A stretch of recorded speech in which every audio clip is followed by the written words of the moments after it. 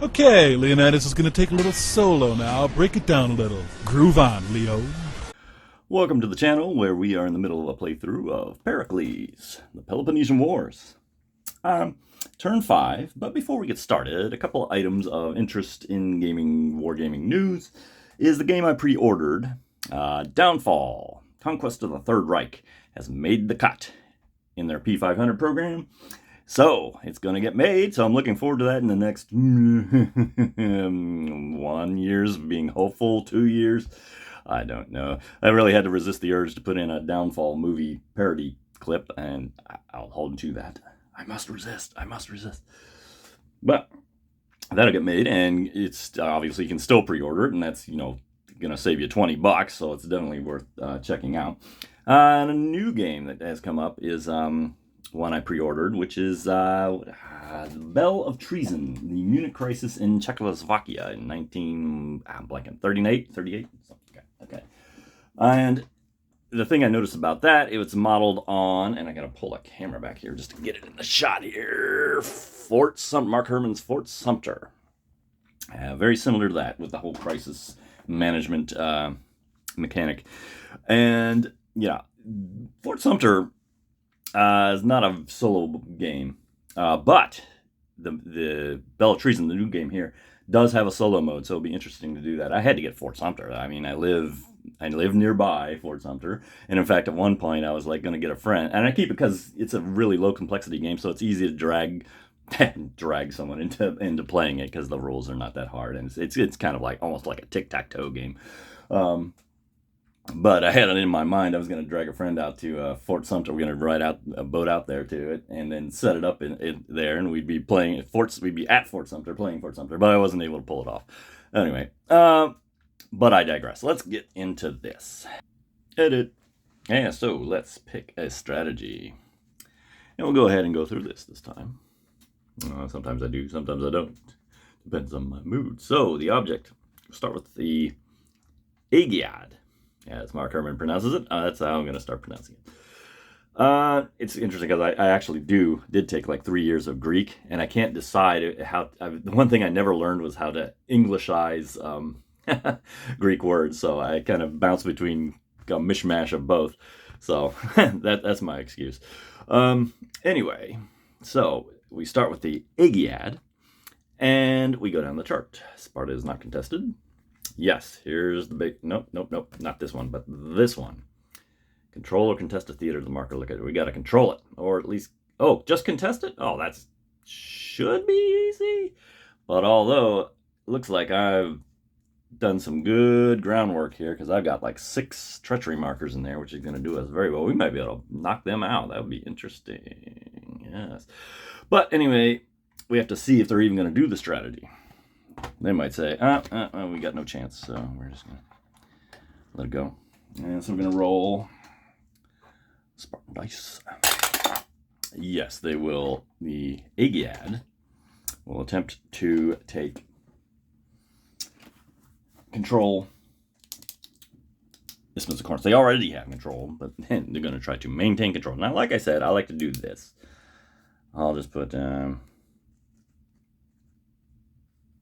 I'll abbreviate it, and I'll just put Corinth to remind me, and then I will write down what they're trying to get in the debate, which is League, Military, and Oracle. And in the order they're going to put it in the theater phase is Military, League, Oracle. And this way I can always just glance. Oh, what were they doing? I can't remember. When you're doing solo play, this really helps just kind of making it. So let's go through the rest of these. The Europontids continue. Contested theater, blah blah. No, neither. Both of those are controlled by us, and the treachery markers do not contest control, by the way. Sparta is at war, so let's check that. This might be a raid, if we can.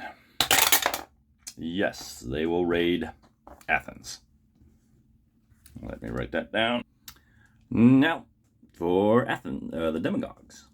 We start here. Athens is contested. That's correct. So, will the demagogues do the defensive strategy? They will. Which means, what is it? Two military actions. Okay. So, now it is. So, time to deal out the cards. A little bit of shuffling here. I've already shuffled them, but I'll give them a few more. And this time I get my entourage. I've been using it every time I got it, so it's been odd, even the whole time. Use it, don't use it. So, let's get going here. Split it in half, and 1, 2, 2, 3, 3,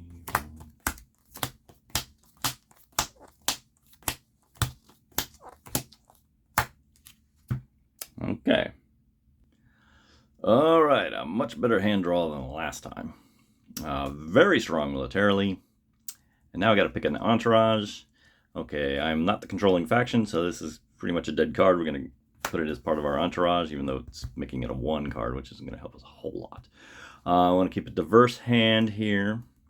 So I want to keep, that's a 5, that's a 6. I'm going to keep 1 diplomatic card. I don't think he's going to go after those too much. So I'll put a 4 in my entourage. That's good. And finally, I think I will dump 1 of the military cards. And I'll dump the one with the least strategos in it, and also give myself a 4. So I have a 1 in 3 chance of drawing the 1, and if I use the entourage or not. Okay, that is a fairly solid hand. I'm not too displeased with that. I think I'll be able to do something with that. Moving on. There we go. Now we're actually flipping the board around, so we can get a proper upside right view. And demagogues are the controlling faction, and they're looking for 2 military issues in this debate.